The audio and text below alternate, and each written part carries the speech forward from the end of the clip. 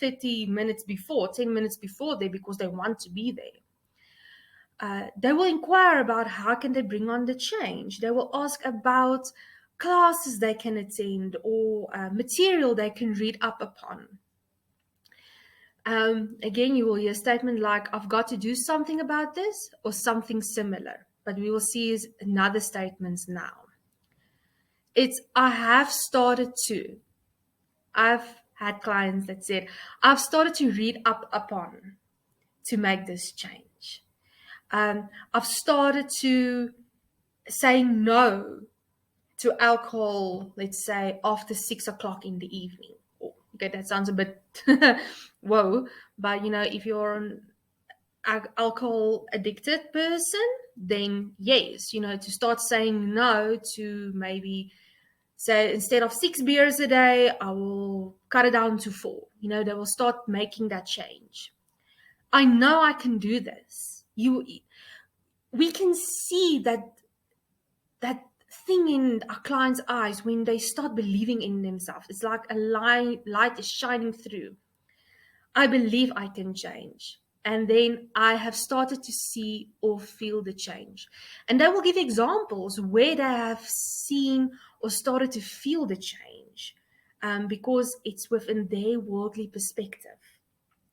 And however little the change may be, we need to congratulate them on that change, because making a change in your life like this takes big effort and big sacrifices. So we need to also congratulate them, like, you know what, well done in making that change. I know it must have been really hard to do that. How did you feel by doing this? What is the difference that you could have seen or might have seen or felt?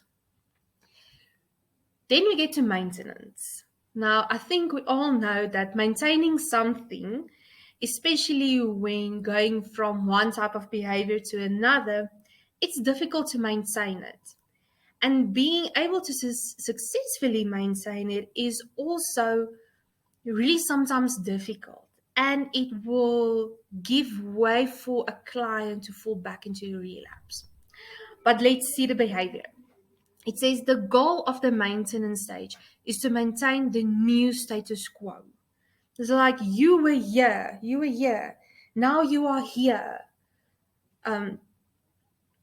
Maintain that. Maintain your new person that you have become. People in this stage tend to remind themselves of how much progress they have made. You will see and hear them say, can you believe I did this, and now I'm doing this? They will in the session kind of remind you how they were and how they are now, but it's actually just to remind themselves. And it's good. It's good if the client does this. People in maintenance constantly reformulate the rules of their lives and are acquiring new skills to deal with life and to avoid relapse. When we work with clients, we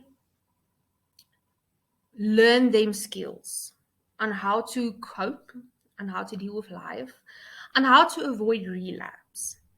But through this process, they've also learned that sometimes a skill can work until a certain point, and then it doesn't work anymore. And that's where we need to say, okay, if that skill doesn't work anymore, try a new one.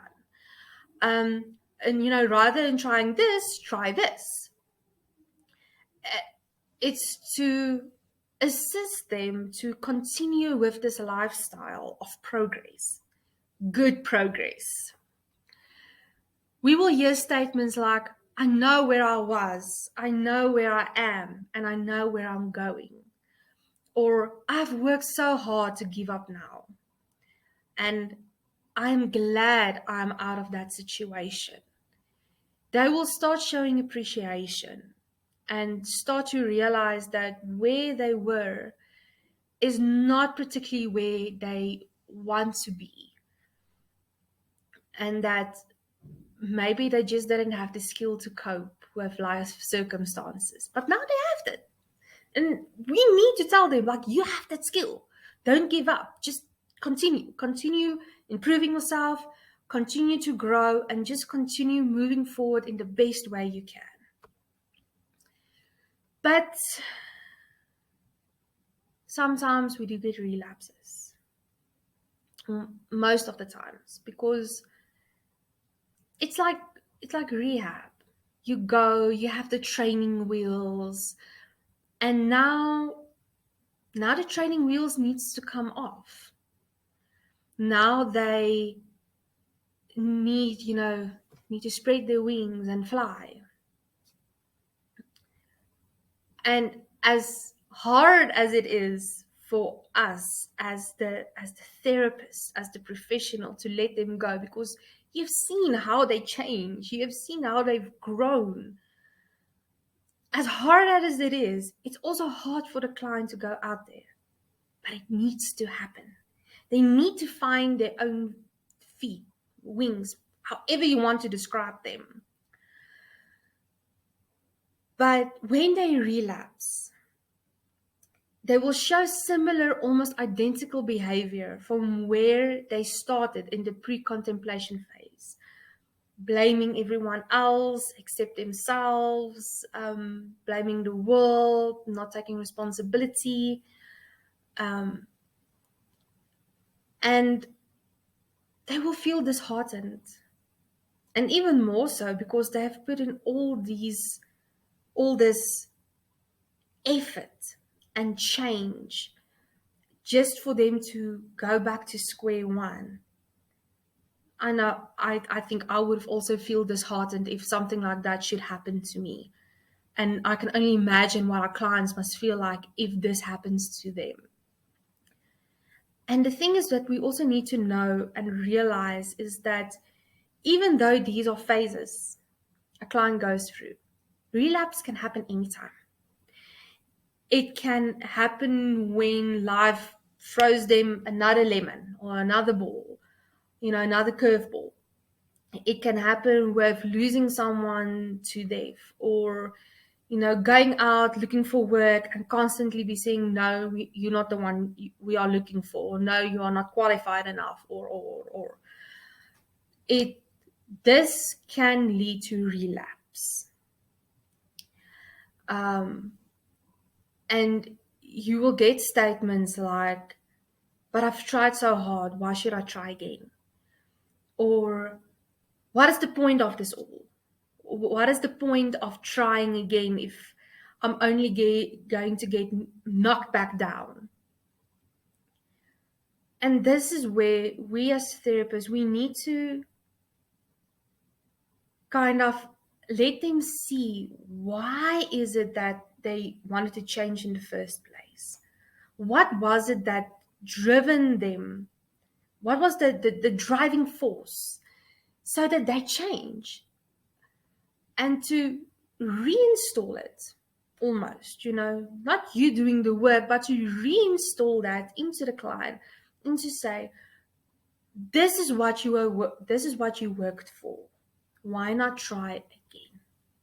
We are here to assist.